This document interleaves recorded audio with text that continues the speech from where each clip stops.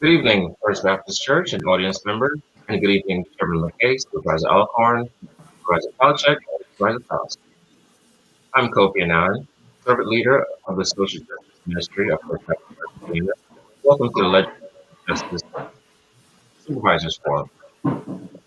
This week is an opportunity for the church to reflect on the injustices around us, but more importantly, this week is an opportunity to explore ways that we can take further action to improve our communities. If you voted in the 2020 election, that's great. But voting is only the beginning, for we must remain engaged in order for us to continue to build on that momentum.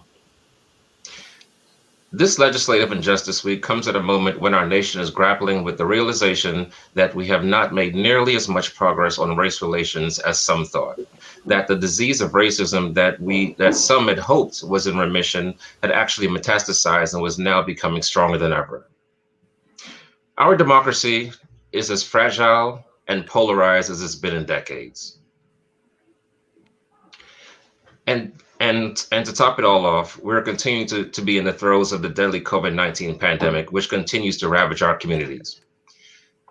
In the past, we've commemorated this event only on Sundays, but Pastor Walton recognized the need to expand this event to allow our communities and community members to opportunities to interact more with our local leaders. He also recognized that there's still tons of work to be done.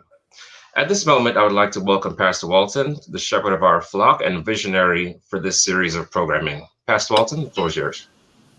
Thank you, Brother Kofi. Good evening, everyone. And certainly we welcome you to another opportunity to share with First Baptist Church. It is my hope and prayer that each of you have had a wonderful, wonderful day. As Brother Kofi has already indicated, this series tonight is a part of our Justice and Legislative, what would have been Sunday, but now has become our Justice and Legislative Week. For the past several years, in response to a need, we decided instead of celebrating the Super Bowl, we thought that it would be important for us to gather our elected officials, to gather our policymakers, the decision makers of our county, our nation, and our communities to really have an opportunity to dialogue around issues of justice, issues that are particular to our neighborhoods and our communities. Justice Sunday is birthed in result to our being proactive, or if you will, our taking a position and stand with Colin Kaepernick in response to the issues that he had with the NFL as a result of him taking a knee. As a result of that knee, and as a result of him being blackballed, again, we would have traditionally celebrated Super Bowl Sunday by having Super Soul Sunday. We feel very strongly that it is important for us to have opportunity to engage in conversation, to share in matters that are extremely important to us, and again, to talk to the decision makers. I invite you tonight to share this broadcast. I invite you tonight to participate with us by placing questions in the chat, hearing from our elected officials, as well as continuing to participate in the process. Would you join me before we begin in a moment of prayer as we invite the Lord's presence to share with us tonight? Gracious God, our Father, we thank you for this day and this wonderful privilege for us to gather. We ask your blessings upon our elected officials. We thank you for their willingness to share in this platform. We ask, God, that you would anoint each of us afresh, open our hearts and minds that we might be receptive, that we might be able to engage in fruitful and productive conversation. Well, this is our prayer, and we pray in the only name that matters, the name of Jesus. And the people of God said, amen. Again, we thank you for joining us tonight. Please share this particular broadcast, engage with us in conversation, call somebody, text somebody, let them know that they want to be a part of this particular dialogue. It is my honor and delight at this particular moment to introduce our facilitators for this evening, other members of our social justice ministry. I want to present to us tonight Mrs. Shareem Anand, as well as Deacon Ron Ayers, and they're going to guide us in conversation. They're going to introduce our panelists, and again, we invite you to share with us in fruitful dialogue. Thank you very much.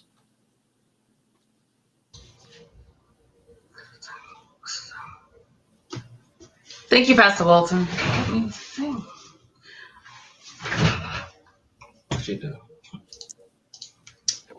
Good evening, everyone. As Pastor Walton mentioned, we would like the audience to be engaged throughout our discussion, and we encourage you to put your questions in the chat. We're going to be monitoring questions as we go along this evening. If we do not get to your question, we will do our best to ensure that we get you a response. We are pleased to have with us tonight members of our Fairfax County Board of Supervisors. We have Chairman Jeff McKay. Chairman Jeff McKay is a lifelong Fairfax County resident, born and raised on the historic Route 1 corridor in the Lee District. Chairman McKay has been a champion for equity education, affordable housing, transportation, and the environment in Fairfax County. He has been a member of the Fairfax County Board of Supervisors since 2007. He served as the Lee District Supervisor. He was elected as chairman in January of 2020. Chairman McKay is currently the chair of the Budget Policy Committee and serves as the vice chair of the Legislative Committee. We also have with us Supervisor Dalia Palchik, who represents the Providence District. Supervisor Palchik was elected in January of 2020 to represent the Providence District. Prior to being elected to the Fairfax Board of Supervisors, she represented the Providence District as a representative on the Fairfax County School Board. Supervisor Palchik's priority is keeping the community safe during the COVID-19 pandemic and serving communities that are disproportionately affected by the virus, both economically and physically. She leads the county's work on these issues as chair of the Health and Human Services Committee. She also serves as vice chair of the Housing Committee, Audit Committee, and is a co-lead of the successful Children and Youth Policy Team. We also have with us Supervisor Walter Alcorn from the Hunter Mill District. Supervisor Walter Alcorn has lived in the Hunter Mill District for 25 years, first in the town of Vienna, and since 1996 in Ruston. He was elected to serve the Hunter Mill District in January of 2020. He served on several county boards and commissions, most notably the Planning Commission for 16 years, followed by 2 years on the Park Authority Board. He's currently the chairman of the Transportation and Information Technology Committee and serves as a vice chair of the Land Use Policy Committee. We also have with us Supervisor John Faust, representing the Drainsville District. Supervisor Faust has lived in Northern Virginia since 1981 and McLean since 1987.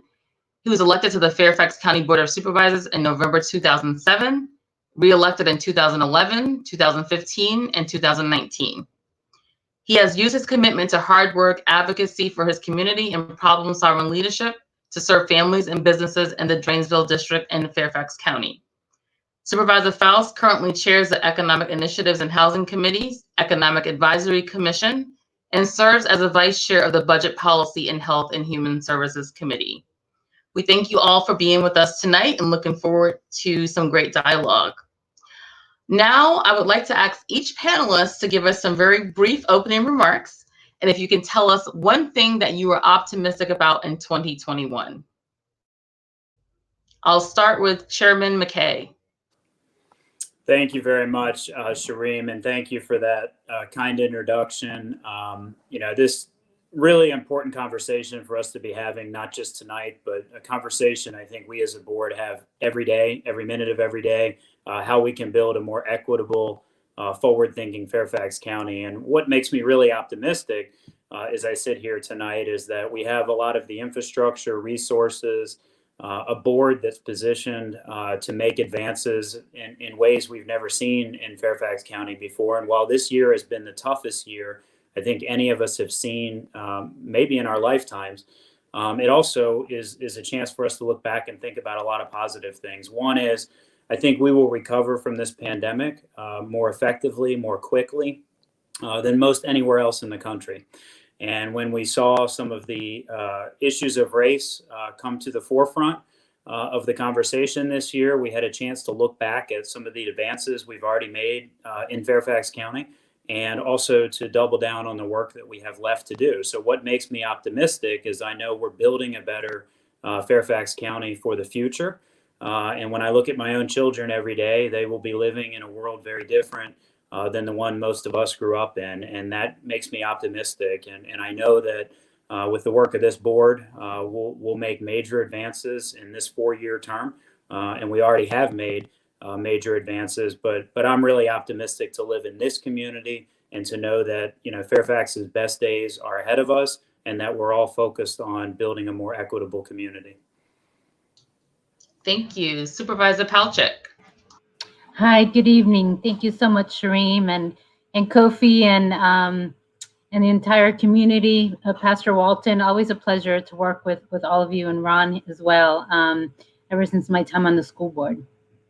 So I just want to second the chairman's remarks. I grew up in this community, was not born here, but was an immigrant at the age of 6, and was one of those kids on free meals and learning English. And I know that so much of my success is due to the great opportunity and the great staff and the wonderful partners we have here in Fairfax County. I ran for school board because I saw inequities that were existent pre-COVID. I saw the support we needed for our teachers, for those working on the ground in our community, for our first responders, and all who mean everything to the success of Fairfax. And so I know it's not a surprise, unfortunately, to those of us who've been so engaged with the county, the numbers we're seeing and the equity we're seeing through COVID. But I do think that is providing an opportunity for us to do work a little bit differently, to really focus on the need for supports and for a seat at the table and a voice for everyone in the county, especially those who have not had a voice at the table in the past, and to continue to partner. We can't do it alone. I think that's big takeaway is we're a big county. There's a lot we can do, but there's so much more that we can do when we partner with our faith leaders and with all of our communities here in Fairfax County, especially when we listen. Because in my work before this, in poverty alleviation and elsewhere, I know that so much more can be done more effectively, not when we come in and we judge and we share and we say, but really when we hear from our community, when we hear what's working and what needs improvement. So I'm just thrilled to be here tonight and to really continue this conversation. And I agree that we can build back better, as I said, and that includes right here in Fairfax County. So excited to work with you and to continue to improve upon what is already a great foundation here in Fairfax. Thank you. Supervisor Faust.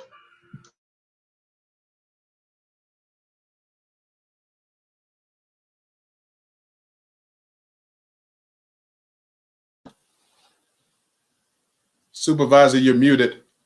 John, I think you're on mute. Yeah. That's too bad, because what I just said was so brilliant.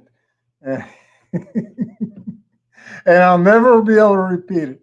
No, I was just saying how much I appreciate being here, and I appreciate what you all do every day.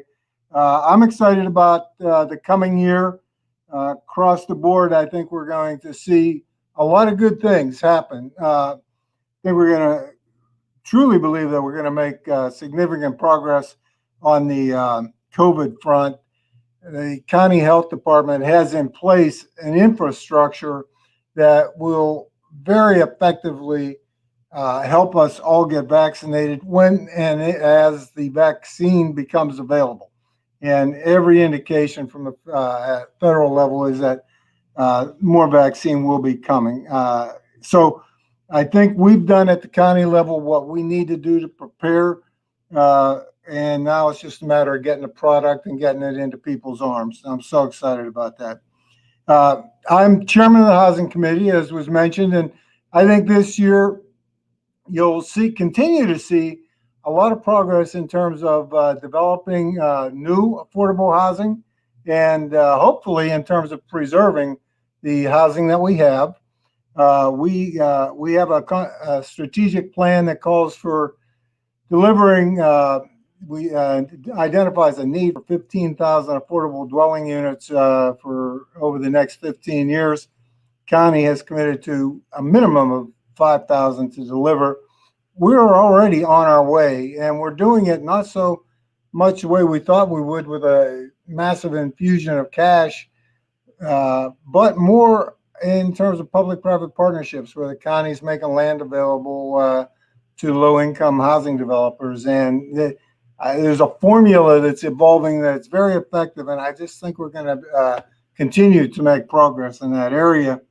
We're also looking at programs to help create wealth by making home ownership possible for communities that have basically been discriminated against in the past and precluded from experiencing the benefits of home ownership. And then finally, I'll say, as chairman of the Economic Initiatives Committee, I'm very proud of what the board has accomplished over the past year. We did a program that was, just almost unprecedented to help support small business. Turned out that over 80% of the businesses that we made grants to, a total of $52 million in grants, over 80% were women, minority, veteran-owned businesses. So I think we helped a lot of them survive. We're now turning our efforts toward recovery.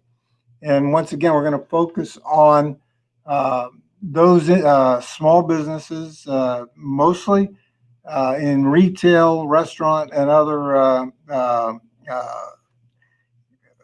low-paying industries that were disproportionately harmed by the COVID virus. And so we got a lot of exciting work ahead of us over the coming year, and we look forward to cooperating with you and working with you to make sure we stay on the right path and do what we need to do.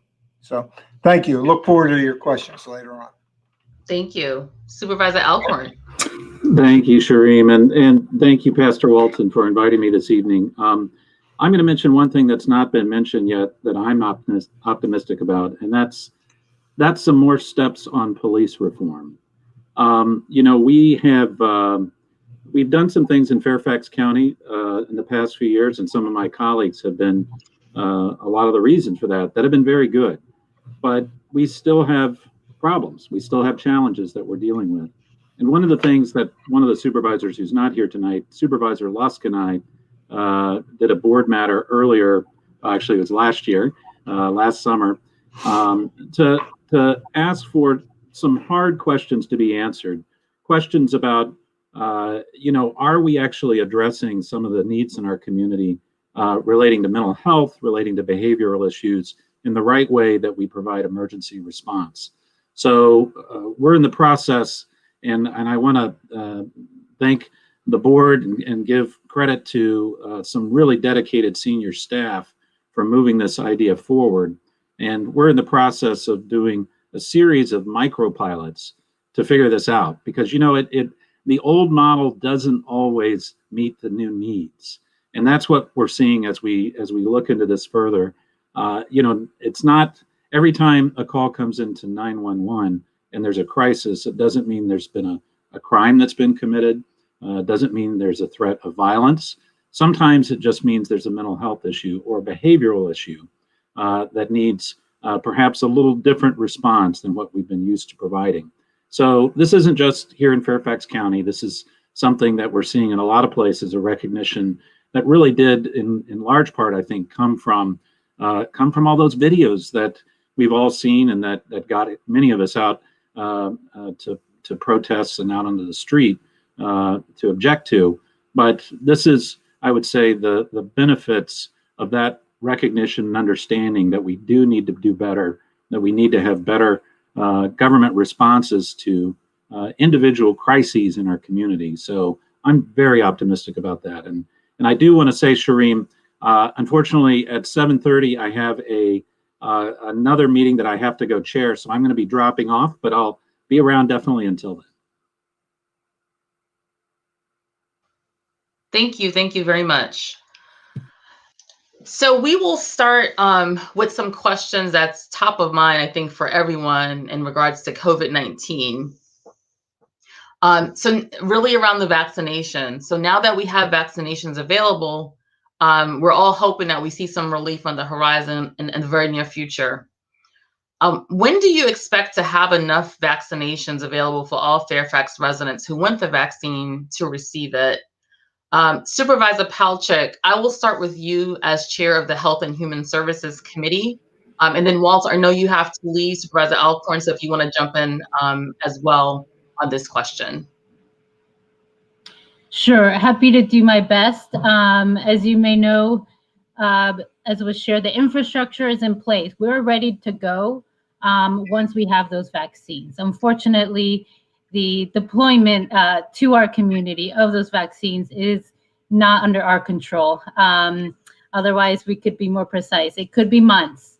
I think what's really important in the meantime is getting your support, is when people are eligible, helping them register, helping them feel safe. I know there's still members of our community, especially our most vulnerable community, who have questions, who maybe have fear around getting the vaccine. And so anything we can do to help ensure people that when they're eligible, it is their responsibility, not just to themselves, but to their family and their community, and any people they are supporting throughout this time to get that vaccine. That's just the most essential thing we can do. But we're hopeful. We're hopeful that it will be. I'm hopeful within this year and within a few months. But I wish I had that crystal ball. Thank you, Shireen. Yeah, I'll jump in here. One of the things, and I know this might be something that others, you didn't ask this exactly, but it is a COVID-related issue. And that is, are we reaching all the populations that need to be reached with the vaccine? And that's something we've had a good amount of discussion at the board at Supervisor Palchik's committee meeting last Tuesday. We were pushing the staff on several fronts relating to that. At this point, we do have a limited number of places that vaccines are being administered by the health department. That's something we obviously want to make sure that people can access those, that people have the capability to get there, that people know about it. And there have been some efforts by the health department through, for example, something called the Word of Mouth campaign to try to get the word out to different communities that might not, frankly, trust the government in a vaccine program like this. I think that's a good start, but I think, and this is something we discussed at the committee meeting last Tuesday, I think we got to do more. Let's learn from the experience that we had with testing, less than a year ago, where we had communities that were not being tested because they tended to either try to be staying away from any government programs for various reasons.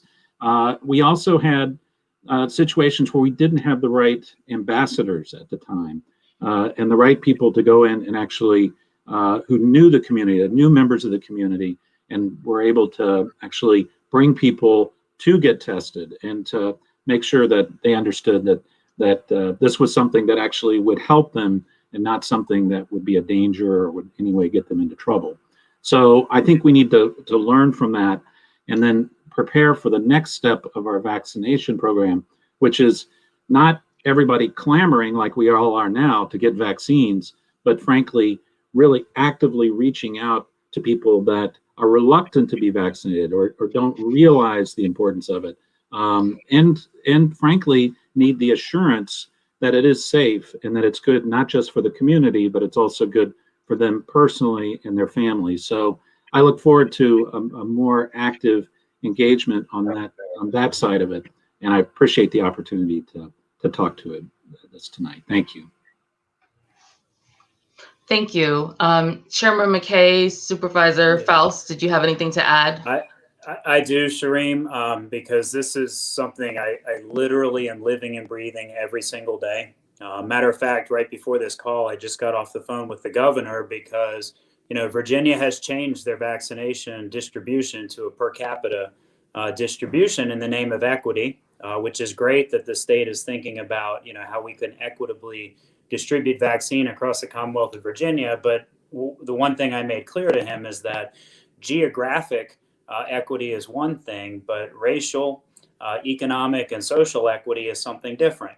And before we just distribute vaccine based on population, we need to be looking at what is that population that has the need and how do we reach them. And Supervisor Alcorn and Supervisor Palchik talked a little bit about this. We had a thorough conversation with our health department about this. We have learned a lot from testing that we can use. This is not hypothetical.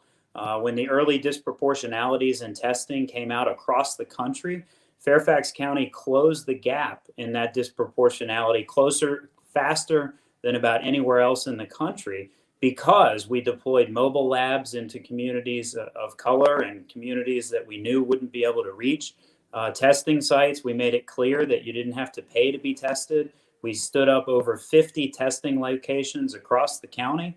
And as others have said, we made sure that we had the right messengers out there, and we're going to need those same messengers with the vaccination.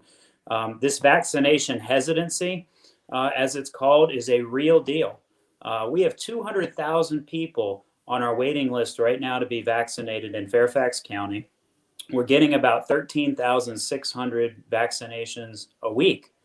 And we have 200,000 people on the waiting list, but worse, we have 400,000 people approximately eligible to be vaccinated right now. And so while our waiting list is long, I know there's 200,000 people out there for one reason or another who have not registered, who are otherwise eligible under the eligibility requirements. And so we want to make sure that not only are we doing this in a proper way so that people are getting vaccinated when they're eligible, but that we're also reaching communities that might, not, as others have said, might not want to engage with government. We need messengers at every level of the county. We need religious messengers, nonprofit groups. We need elected officials. We need community-based groups. We need schools. We need a lot of folks messaging this out and making sure that everyone in Fairfax County who wants to be vaccinated will be vaccinated. The question is when, and that's what the real frustration, I think, with our board is because we can't control that. What I can assure the community is we have every amount of infrastructure in place to vaccinate every resident in Fairfax County as quickly as those vaccines come through our door. And, we're going to continue to monitor this every minute of every day, because right now there's nothing more important than getting our community vaccinated and breaking down the hesitancy barriers. Thank you, Chairman McKay. Supervisor Faust, I think you see the question about the waiting list. Is there a way to find out where you are on the waiting list? Hopefully there soon will be. We brought this up at our meeting last Tuesday. We had a very productive meeting with the health department in terms of getting information out to the public and answering questions. And one of the questions was, exactly what is asked there. Is there a way to know where I am on the waiting list? Supervisor Alcorn and I have been talking about that, and I know he's been talking to the IT staff. Tomorrow we're going to introduce a board matter asking the board to just take the position, just give direction. I think they're probably working on it, but it's long. We've waited long enough. It's time to address the anxiety that people have about not knowing where they are on the list, whether they signed up and remain signed up, which they do, but it's such an important thing, and we have the information. We're doing it on a first come first served basis, so if they tell you where you are on the sign up list, you'll know where you're at in terms of being in line to get the vaccine, because as I say, it's first come first serve. So hopefully the board will support that. I'm going to go out on a limb and say probably will, and we will get that in place. And I think it's going to happen pretty quickly. People will get that information. And Shireen, if I could just add briefly, and I really appreciate Sure. that they're bringing that board matter. My understanding is our teams have been working on this, and I think they've been communicating with some of our supervisors.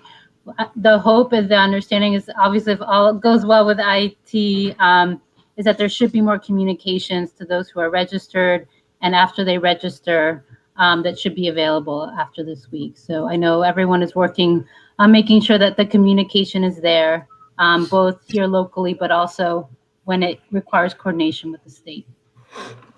Thank you.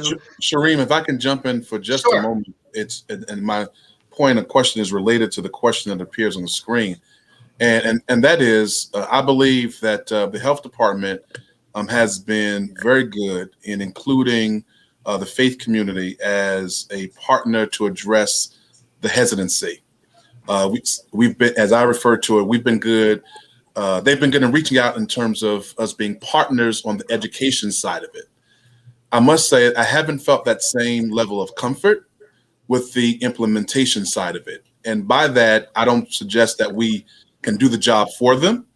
But I do think that there are ways, when I look at models around the state and the country, particularly when it refers to making sure that the shot goes in the arm of people of color, there seems to be greater coordination between the faith community and the government agencies. Can anybody, Chairman, want to speak to that? I mean, I think you've said it well, Pastor. I mean, we're relying on all levels of the community. I know there's been specific outreach to the faith community. Frankly, we need to meet people where they have trusted voices, and not everyone trusts different layers. And there are some folks who will be much more compelled to respond to your message than any message from any county official. And we don't take that for granted. And that's why we've built those relationships. That's why we have to double down on them now. And, you know, the piece about communicating the importance of the vaccination is really important because if people don't feel confident going to get it, and you see news stories every once in a while where there's a bad reaction to a shot that people don't take into account the volume of vaccinations that are happening. This has been tested. It's very safe, but I can understand the hesitancy. And, I think this is an important point, a time to point out another thing that hasn't been mentioned, which is our board recently adopted a trust policy. And we put that forward because we want to make sure that people who come to the county for help, their private information is not going to be shared with anybody. And that includes ICE and the federal government unless required by law. We are going to protect people who come to us for help, and we are going to build trust with people in the community who don't trust government. But we can't do that as a board alone. We can put in place these policies, but we need messages. We need people at all levels to communicate this and help us with it. Pastor, you've done a great job. I know the clergy has been specifically reached out to. I know we've come a long way with getting things out in multiple languages in ways that people can easily understand. But we got to be all in on this. And I know you are, but we have to be as a community, and we're going to keep at it. Right. Thank you. And Pastor, if I may add briefly, and thank you. You're joining me for my meeting this week with faith leaders in and around near Providence. And I know my partners here on the board do the same in communicating with their faith leaders. So we appreciate your feedback on that. We have over 500 faith communities here, just here in Fairfax County. So I know not all are active and communicate with us as you do, and we really appreciate that. And if you do have feedback for what is and what is not working, that is what we need to hear as well. So it's very much appreciated. Great, thank you. Thank you very much. I don't believe we have any other audience questions on the COVID-19, but we appreciate you answering and addressing all of our questions and look forward to continuing to partner with you as we continue to roll out the vaccination. I'm going to now turn it over to Deacon Ron Ayers, who's going to talk about housing and economic justice. You're on mute, Deke. Sorry about that. I was following K1 directions to mute until I started talking, but like Supervisor Fowlside, what I was saying was, you really missed it, but I'll try to duplicate it. But good evening, and I'm very excited about being part of this discussion. and very much looking forward to the work that's going to be done in Fairfax County, even possibly get into some good trouble if necessary. So definitely looking forward to working with each one of you. And I really appreciate the fact that you're taking time this evening to even talk with us. Thank you for the vision, Pastor, for for this, putting this on. But as we change the topic a little bit, we're going to go into economic justice and housing. And one of the things, Supervisor Faust, you actually touched on this a little bit in your opening statement. But one of the survey on the Fairfax County website talks about the low income and expensive housing, which indicate that some people are actually working but still can't afford a place to live. So my question, and if you could talk about it a little bit, not just you, but anyone who wanted to add to it, what is with funding being tight, obviously being tight, what are some of the things that you can possibly do, or you're working on, or resources that someone that's actually working but still can't afford the expensive housing, what resources are available to them in that situation?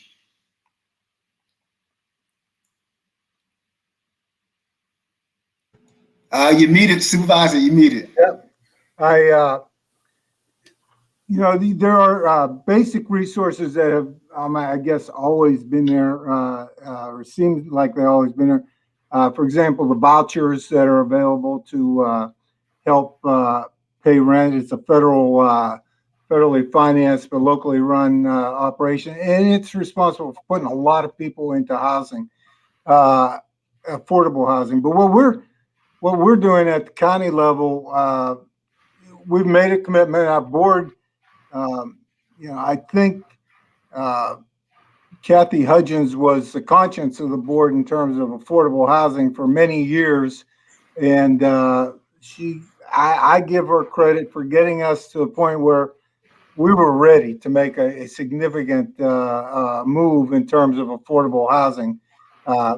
Chairman McKay is also chairman of our budget committee, and incorporated in our proposed budget last year $25 million additional for housing programs to support low-income housing projects. That's on top of quite a bit of financial support that we already are making, but it was going to be a significant increase. We had to back off that because of COVID and its impact on our budget. So we looked at other ways to increase affordable housing and to help.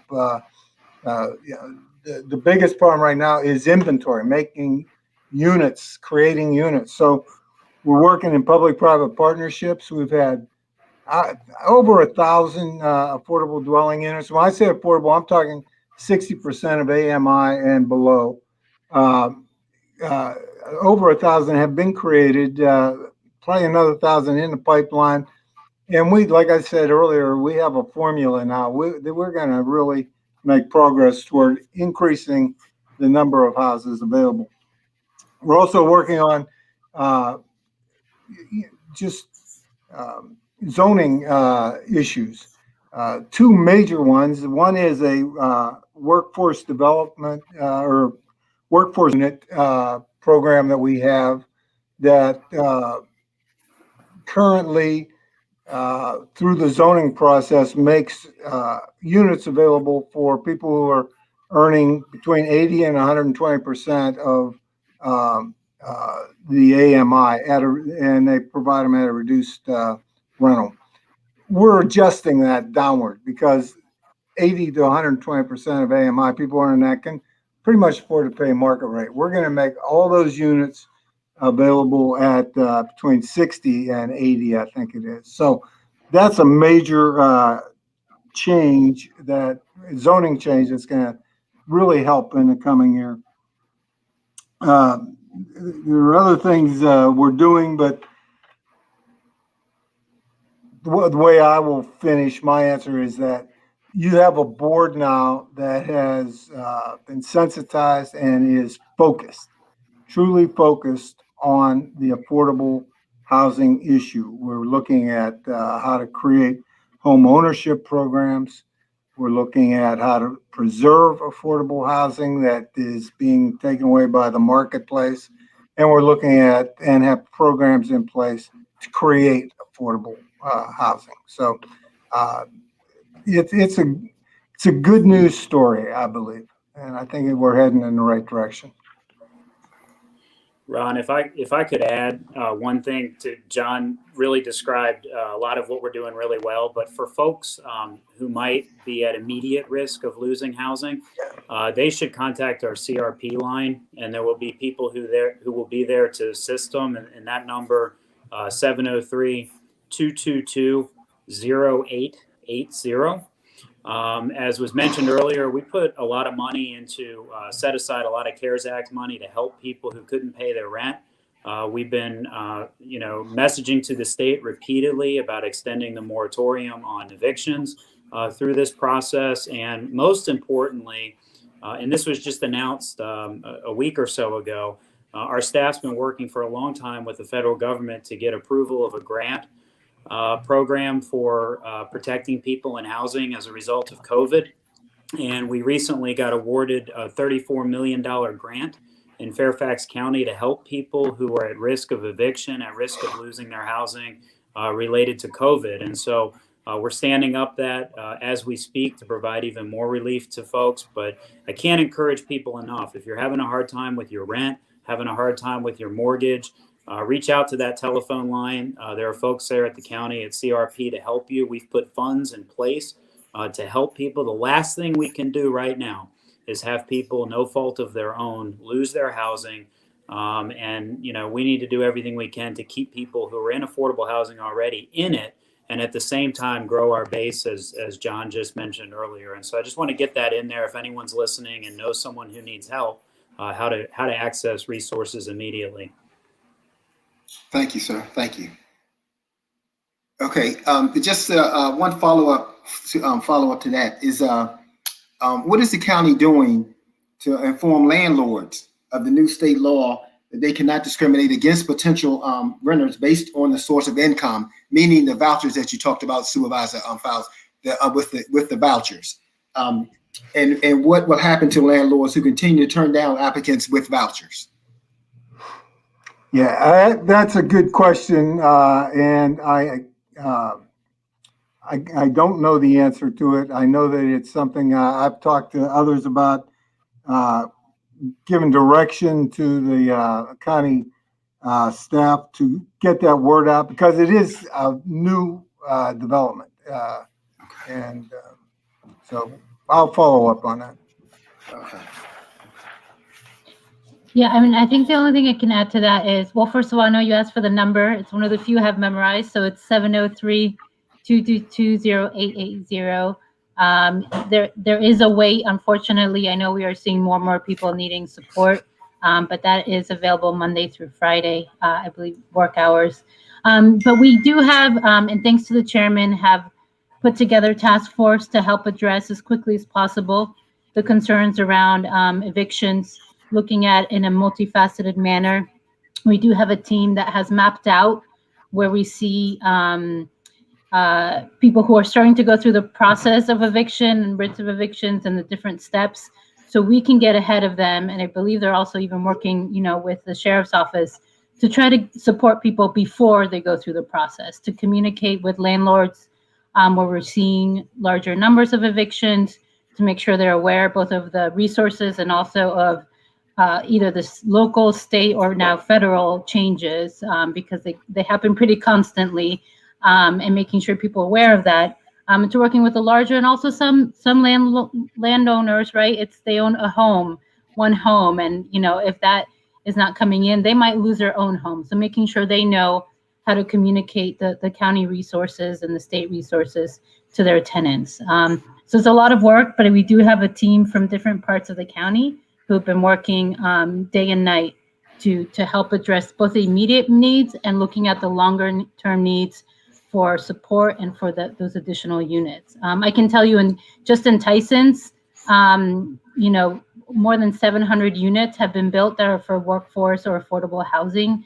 It's not enough, but it's a big start, and we need to continue to find ways through the market and through our incentives and requirements, as was shared, to get more units for folks, my age or retirees who really just can't find a way to afford to to live close to where they work. And that's part of why I ran for this board. Excellent. Thank you very much. Very informative answers and the information. At this time, we're going to have Kofi's going to jump in because of time constraints for the chairman. He wanted to, get in a couple of questions to him before he had to leave. So I'm going to turn it over to Kofi real quick. Thank you. And yeah, so thanks to all the panelists for agreeing to be here tonight. It's really important and really been really informative so far. So to Chairman McKay and to the rest of the panelists, wanted to switch topics a little bit to talk a little bit about criminal justice reform. Obviously, it's been on the forefront of a lot of people's minds over the last year or so, following the George Floyd protests. The first question is, how do you balance as you're searching, especially as you're searching for a new police chief, how do you balance the public's cry for more accountability and more transforming the way policing is done with the internal pressures from the department? I think it's been well publicized that Chief Rossler came under a lot of pressure after he fired an officer for using excessive force against an unarmed Black man here in Fairfax. So how do you balance those two things, especially as you're trying to make changes within the department, but also trying to look for a new police chief? Yeah, thank you, Kofi. And let me start by saying, change is not always easy for all people. We stood by the chief. This board did. I did. The chief made the right decisions. He has done a lot of good work in the way of building transparency and trust in this community. And as we look for a new chief, we're looking to double down on that. We need a chief who comes in who can, build morale the right way. And you don't build morale just by telling people what they want to hear. You build morale by helping train them, helping recruit new people to come into the department, and making sure that people understand that the future is a totally different way of policing than what we have done for decades. And in a lot of ways, the wrong way. And so I think you're going to see this board look for a chief that will continue to implement reform, continue to lead the Commonwealth as we have in a lot of these categories, continue to advance the ball, so to speak. And you can do that and build morale within the department at the same time. And I think there has to be a lot of work done in looking at the future of policing. Supervisor Alcorn talked a little bit about it earlier. We're looking at new ways to respond to calls for service that might involve mental health or behavioral challenges. We're looking at, the CRP, of course, that's been stood up in the county is going to be getting new authority, and how we can make sure that they have the resources to help them do the important work that they're doing. The police worn body camera program that we advanced and accelerated completed another phase of that implementation today. Kofi, you played a big role in getting that done. Our officers need to know that, they also can be protected by body-worn cameras, as can the general public. And that's part of the reforms and part of new policing that we're looking for, is that there's accountability, there's transparency in data, in video footage. And then we also have to look at this on the justice side after police activity occurs. Is there accountability? I'm all for accountability for officers who make mistakes. And then in our court system, as we know, there's a lot of reforms that have to happen. We're fighting in Richmond right now to look at a new funding formula to reward Commonwealth's attorneys who put people in diversion programs with the help of the county and the sheriff and get away from incarcerating people. Right now, Virginia, for as long as we've been alive, has rewarded incarceration. We need to really reward reform, rehabilitation, and help for people who are caught in the net of the criminal justice system, sometimes unfairly to begin with, how they even entered it to begin with.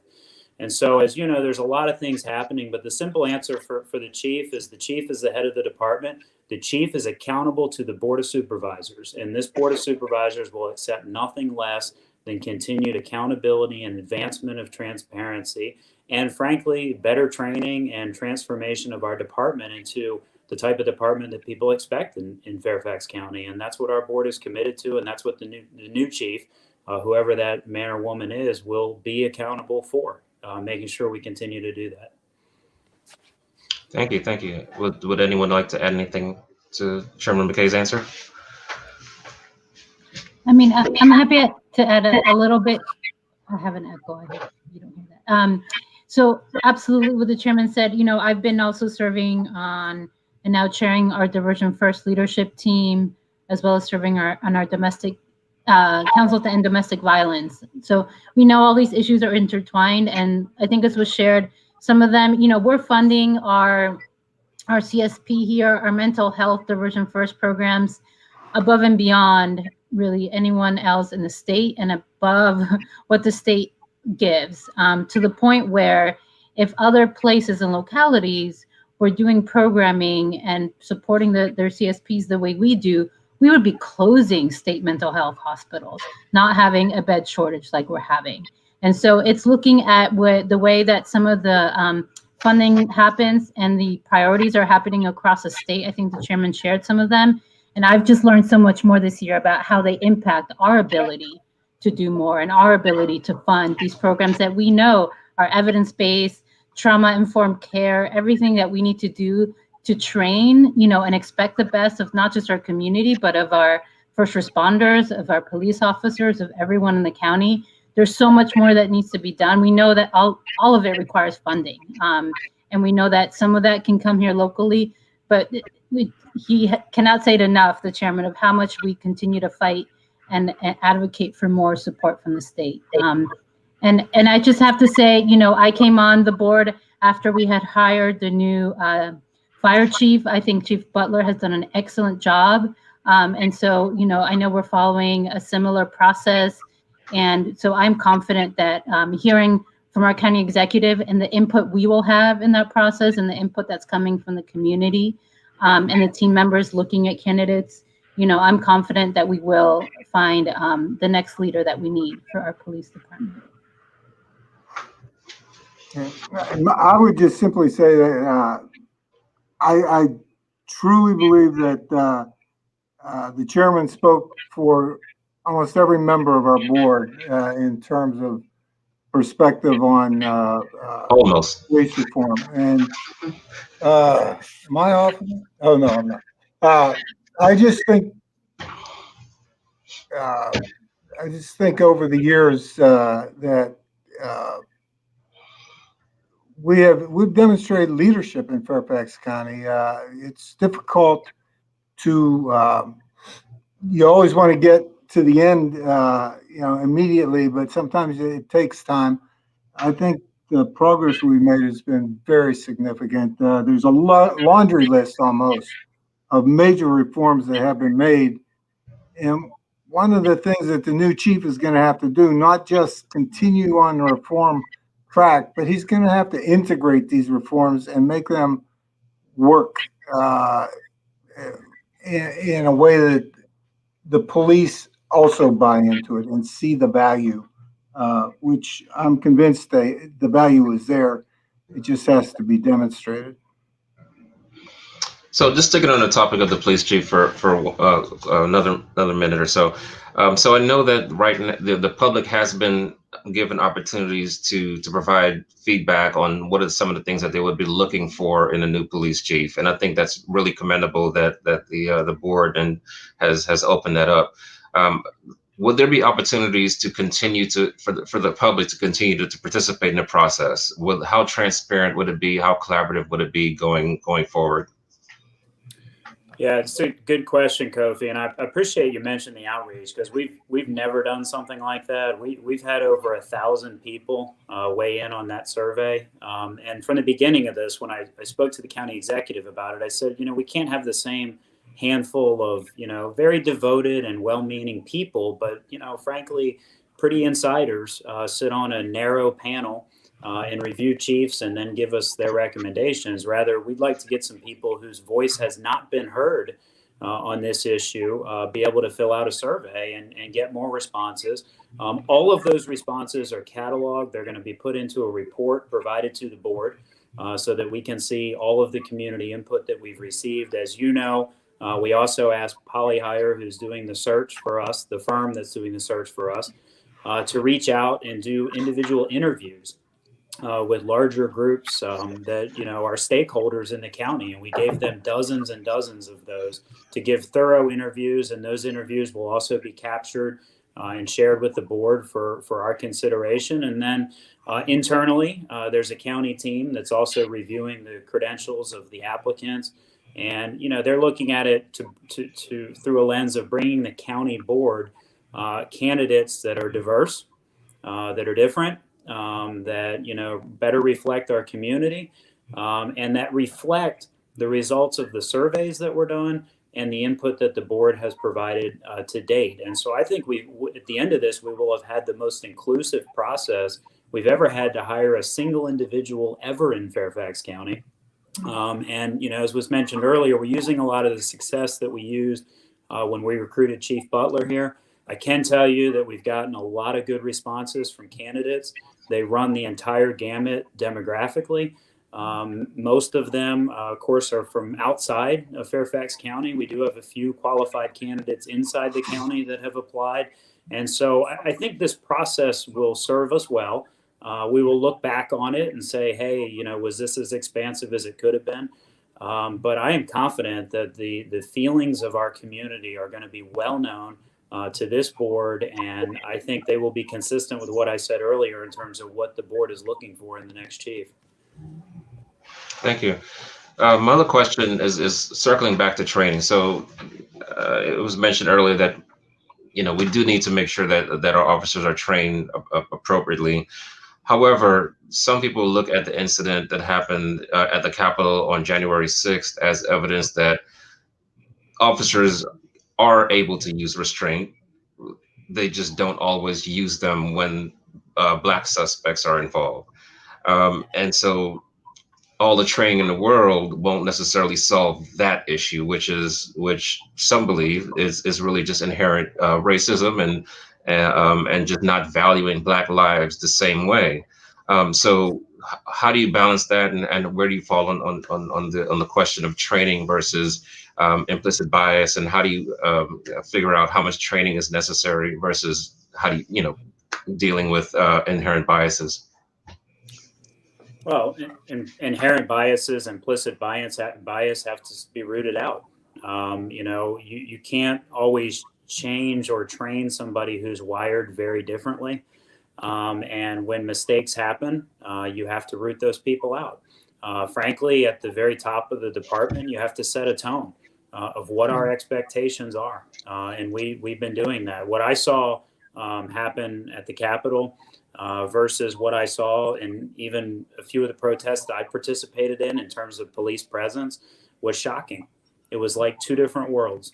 And so, there probably has never been a better picture to paint of implicit bias than the way in which those two activities were patrolled, so to speak. And so there absolutely is bias still in police departments across the country.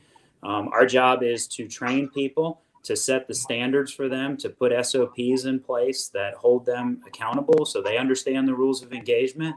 And when they break those rules, to hold them accountable.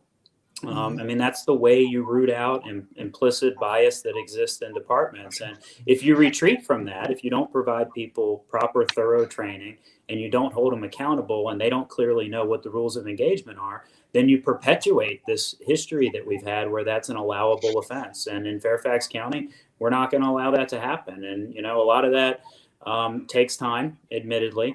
It takes resources. But I think the way we're training today and the expectations we have of our officers are so different than they've been in the past, that when things go wrong, there has to be accountability. And that's the only way you get out of that cycle, in my mind.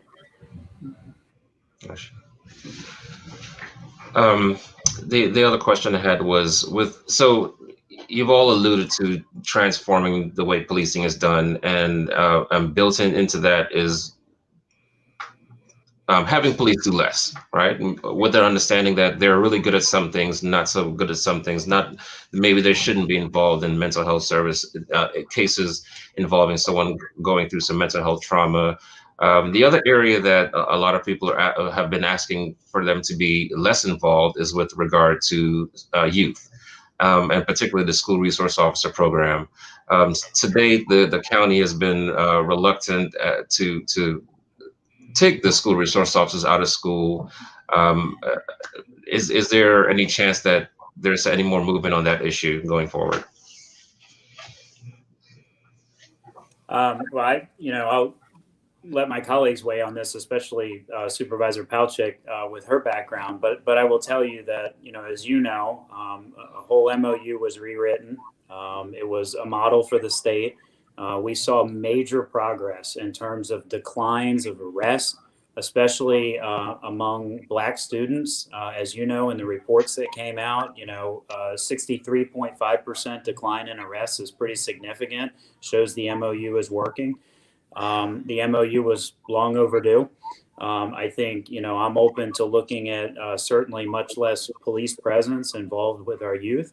But I will say that, we have to work with our school board on this. There's a lot of considerations that have to be taken into account.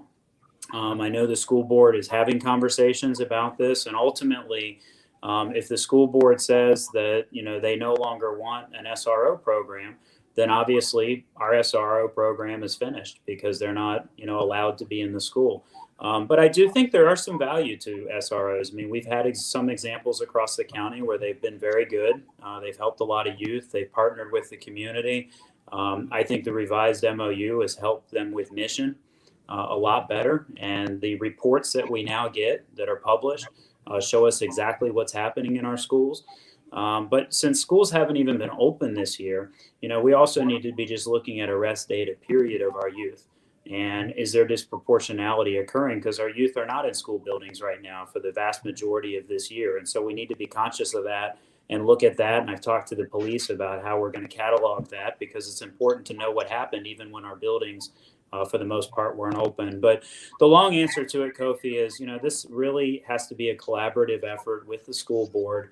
And we have to understand all facets of this.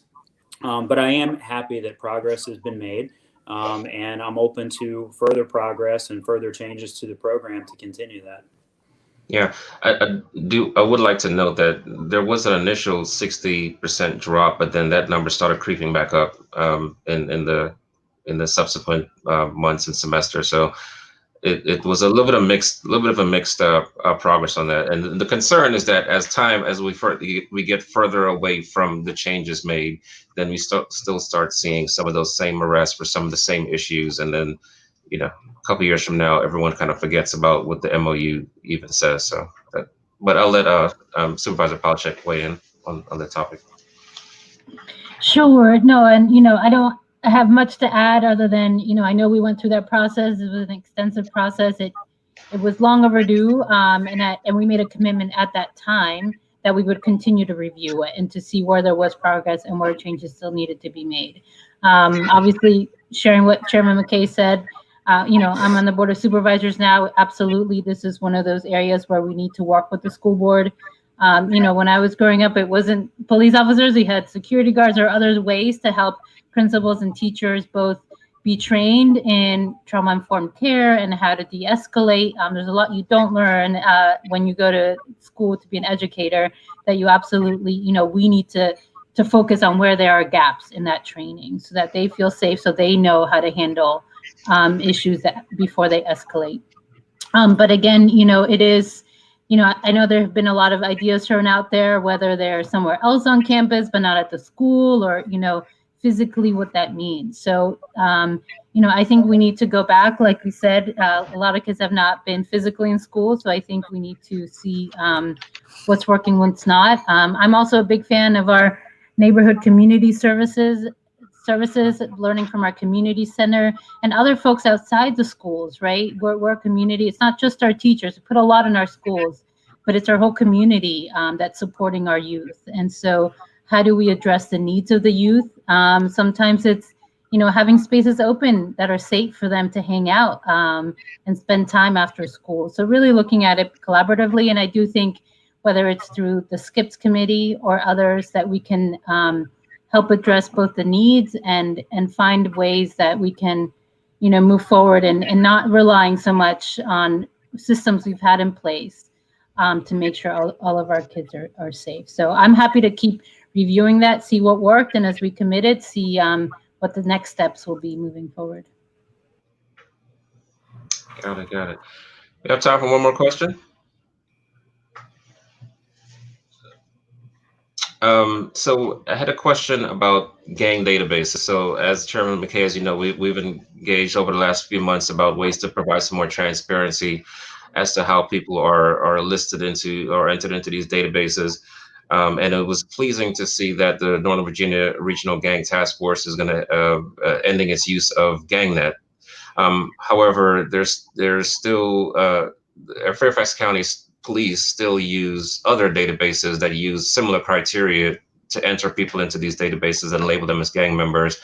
And there's also those still same lack of transparency issues.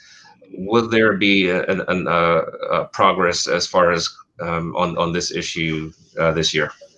There will be, Kofi, and I appreciate you bringing it up. The program that you're talking about is iLeads, and this program the county has used for a long time. It hasn't been really heavily reviewed and critiqued for a long time, and we've called for that to happen. The police department is doing a thorough review of the iLeads program now, and will give us an update later in the year, and we're happy to share those findings with you, with other stakeholders to get their input on whether or not we continue to use that program in the future. But as you acknowledged, a lot of changes have already happened, and frankly, I mentioned earlier our trust policy. That's going to guide our county employees who are involved in gang activities, because it applies to every county employee. And we're going to heavily vet the iLeads program and make sure that you can see that report and give us some commentary on it. Appreciate that. So that was the end of my. Sorry, Supervisor Price. Yeah, I probably shouldn't say this because I'm not positive, but I believe there's legislation in Virginia that's being at the legislature is being evaluated now that we put some pretty serious restrictions on the ability to enter names into gang databases, including advising the individual. Right now you don't even know, I guess, if your name's been put in. You don't know you're on the list. There's legislation down there that I don't know whether it'll be successful or not, that would go a long way. So unfortunately, that the legislation died in committee, but it is something that we hope that we can work on, at least at the local level here as well. So and give it another try next year. Yeah, good. That was the end of my questions. Supervisor McKay, I thought you had to leave a couple minutes ago, so I kind of cut off Deacon Eric. But okay. But luckily, my commute isn't far. My commute isn't far from one Zoom call to the other. Man, I save a lot of time with that. But so I was able to stay a little bit late. But let me thank all of you. I appreciate the conversation. Know that it's ongoing. These are issues we work on every day. As others have said, everyone's input is valued, and frankly, the more participation we get in the county, the better community we're going to build together. So thank you for all your advocacy, all your work over the last year, and look forward to continuing to work closely with you. So thank you. Everyone, stay safe. Just before you leave, I wanted to publicly thank you. I've had the opportunity for the past several months to serve on the Chairman's Equity Task Force, and along with Brother Kofi, and we look forward to sharing with the entire board real soon. But thank you for the opportunity to call us together to do that. Yes. You bet, Pastor, and what a phenomenal group. I can't wait for the rest of my colleagues to see the recommendations, and I've talked to a lot of individuals on the task force, and the passion that they had was unbelievable through the process. And thank you for dedicating your time to that effort. Much appreciated. Great, thank you. Definitely appreciate each one of you. More questions. Thank you, Chairman. But there's you have a couple more questions, and then we're going to wrap up. Okay. We can go back to the housing. We were talking about housing, and one of the things that we've been that's been dealing with is domestic violence and mental health. It's it's really big issues, and in 42% of homeless people suffers from some type of domestic violence. 81% of homeless people are single. So, just if you could just talk a bit about resources. And the thing is that when somebody end up in this situation, where can they go to get help? What resources are available in the county for people to end up in these type of situations? Now, mental health that's another situation, because people don't always understand that's where they are, and at this point in their life, this is where you are. So what are resources available that if a family member or someone realizes that this person may need this type of help, what resources are available in the county for them? You want to take that as our chair of our Human Services Committee? I mean, Sure. what I know, you will supplement what I say, because this is more your area of expertise. But we have an amazing community services board. First of all, that we as a county fund at rates that are just astronomical compared to what other counties across the state fund their community services boards at levels. There's a lot of mental health service available through the county's community services board. We also, for those who are suffering from homelessness, you mentioned that we have an Office of Homelessness, which is now in our housing department, that we place very, very significant resources into it as well. And they help people get homes, and they provide the wraparound services that ensure that they begin to progress and eventually become independent to the point that they can go out and get their own housing. But no one should be homeless in Fairfax County if the only issue is resources and commitment. Now, there's other issues, personal issues. People will refuse help sometimes, but we have the resources and the programs. We can put the homeless people into shelters, homes. It just, we have to make the connection and get them in. But if you know people, or you have, if there are people you're concerned about that you think need these services, Dahlia will correct me if I'm wrong, but I think that same number that was given before is our universal intake number, and you call that number, and they'll refer you to the right service within the county, whether it's a CSB or the homeless or what have you.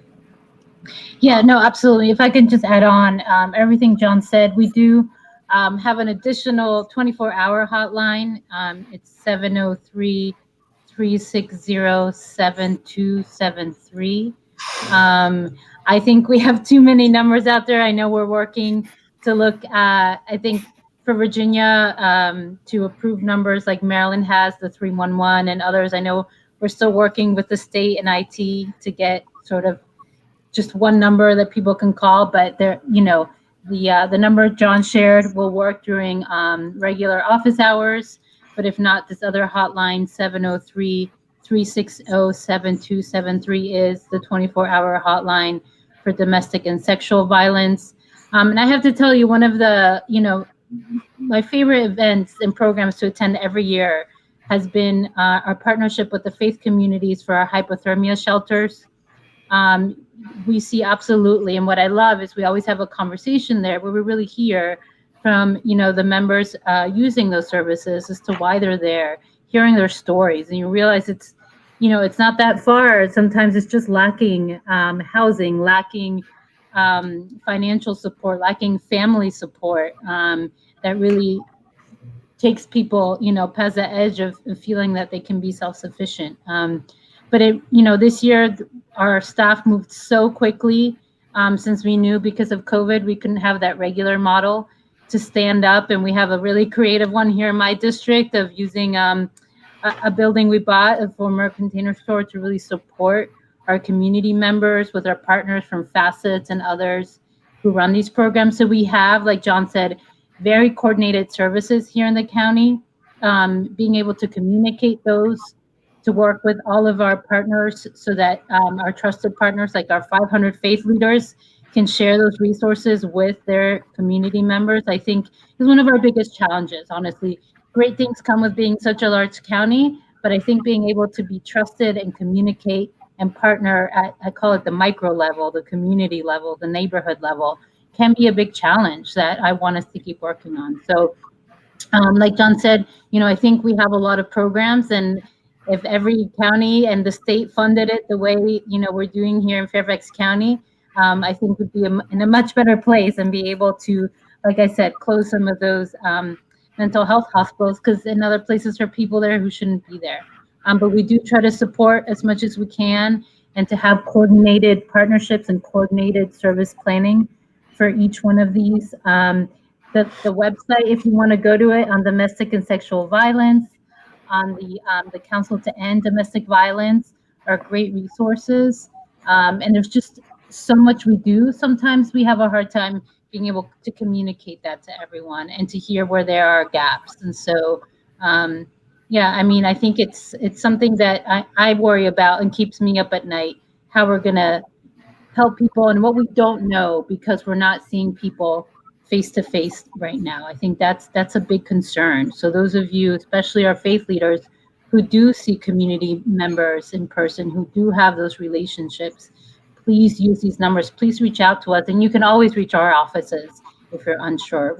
I know John and I have staff who are absolutely know how to connect people. So no, sorry, I get very passionate. This is something that absolutely I'm worried. Are there any people that are falling through the cracks, especially this year, that we could help support? Well, definitely appreciate your passion, and thank you very much, both of you, for your answers. And that's all I have on that topic. And again, I know it's very busy time of the year for y'all, and it's even getting late in the evening, and you're still here with us answering questions and talking to us, and very much appreciated. And at this point, Pastor, turn over to Pastor Walton. It's nice to tell you that you're muted. It's really nice to tell you that you're muted. You got me. Thank you so much, Deaconess. Thank you so much, Kofi, Shareem, and really thank you so much, Supervisors, for your time tonight, for your willingness to share with us. We want to thank our audience members, both all on Facebook, YouTube, as well as our website, for being a part of this conversation and dialogue. As we know that things look a little different this year, but we feel better knowing that there are people who are working on services and providing sources of support and legislation and policy that speaks to issues that help to advance life and liberty for all people, not just for some. And so we're greatly appreciative for the work that you do on a regular basis. And we know that sometimes it is a thankless job, but we really do appreciate you not only hearing from us tonight, but taking time to provide some answers. As I've said on many occasions, we may not always agree, but we're always able to find some sources of some points to agree upon once we engage in conversation. So thank you, Supervisor Faust. Thank you, Supervisor Palchik.